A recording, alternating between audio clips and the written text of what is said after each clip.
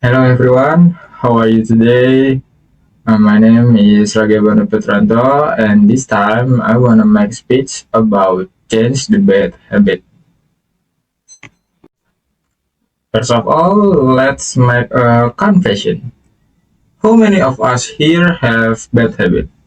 Sometimes we really want to break free from these habits, but we keep losing the battle over and over again. Let's look at some examples. Maybe scrolling through social media until 3 a.m. or staying up all night playing games. Or some of us are constantly late for appointment, while others keep procrastinating on tasks until the very last minute. And I bet some of us find it really hard not to oversleep for work or school. We often think to ourselves, oh, this is just a small thing, it won't really affect my life. But wait, the truth is, our daily lives are shaped by our habits. There is a saying that goes, first we make our habits, but then those habits are the ones that shape us. Okay, so why does it feel so hard to change? We can compare a bad habit to our own bed. It's definitely comfortable, right? But it's so hard to let go. What I mean is, we keep doing it because it makes us feel cozy and give us that instant satisfaction. But hey, here's the good news. You are the one in control of yourself. You are the one who calls the shots, not your habits. If you want to change, don't expect everything to transform overnight. Take it easy. No one is chasing you. Just start slowly. Try to change the small things first.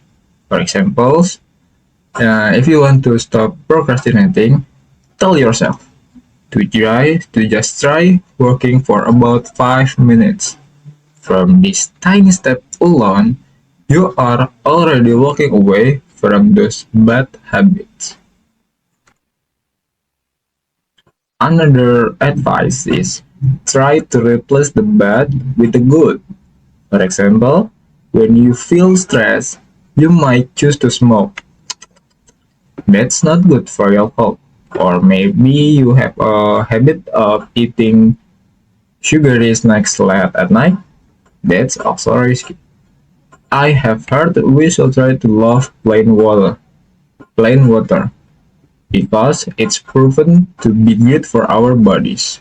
So, try to replace those two habits with drinking water, or if you really cannot, go for some fruit instead. That's much better. Research also says that to change a habit, humans need about 21 to 66 days. So, convince yourself to be patient and never give up.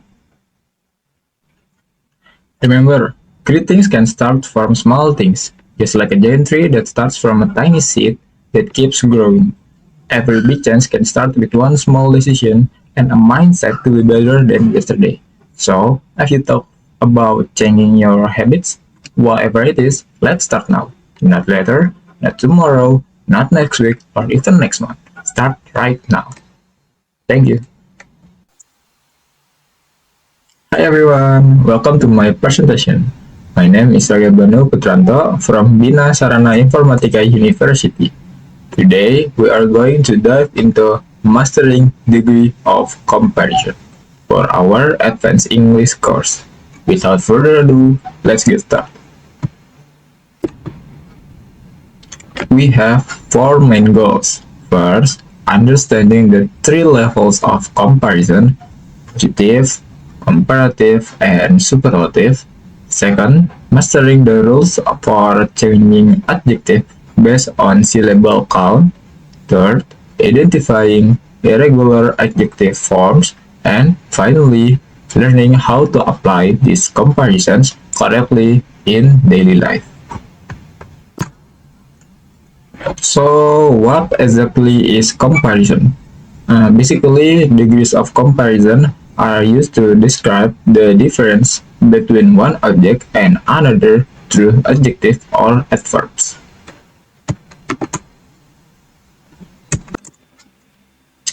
The first level is the positive degree.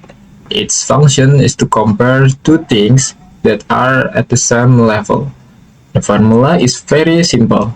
S plus adjective plus S. For example, his bag is as big as mine. She is as diligent as her sister. They are as good as other teams. Second level is the comparative degree. We use this to show which thing is more than the other.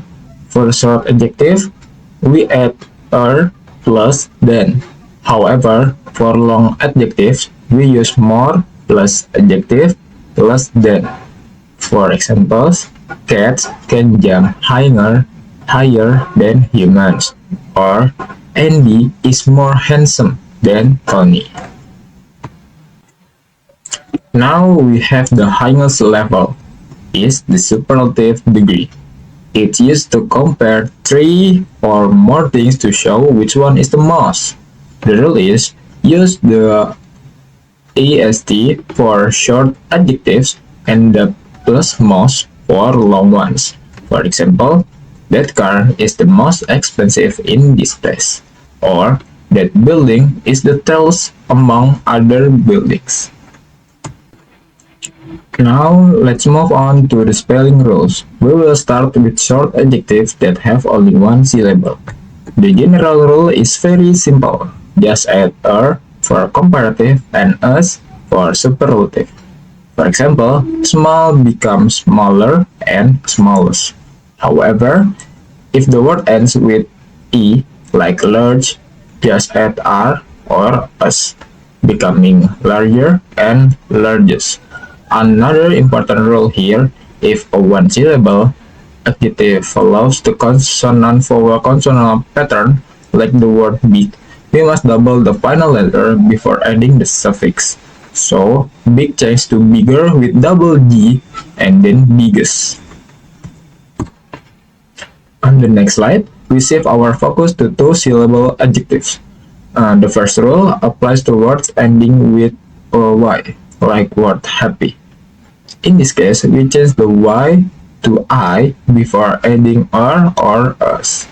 As shown on the slide, happy becomes happier and happiest. For other two-syllable words that don't end in y, we usually start using more and most in front of them. For example, famous changes to more famous and most famous. Next, what if the adjectives are long, like have three or more syllables?